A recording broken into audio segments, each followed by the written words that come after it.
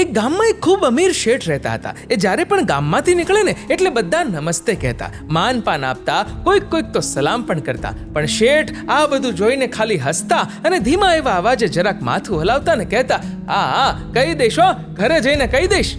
એકવાર એક વ્યક્તિએ શેઠને પૂછ્યું કે શેઠ, આ તમે જે તમને નમસ્તે કહે ને મનમાં શું કહો છો કે કહી દઈશ, ઘરે જઈને કહી દેશે? ત્યારે શેઠે કહ્યું કે ભાઈ, પહેલા હું ધનવાન નહોતો ને, હું ખૂબ ગરીબ હતો. ત્યારે આજ બધા લોકો મને નાથિયો કહેતા અને મને બોલાવતાય નહીં.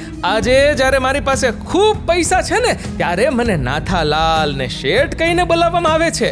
મને ખબર છે કે આ ઇજ્જત અને માન સન્માન લોકો મને નહીં પરંતુ મારા પૈસાને આપી રહ્યા છે. એટલે હું રોજ ઘરે જઈને તિજોરી ખોલીને એમાં રાખેલા પૈસાને કહું છું કે આજ આટલા લોકોએ તમને નમસ્તે કહ્યું છે.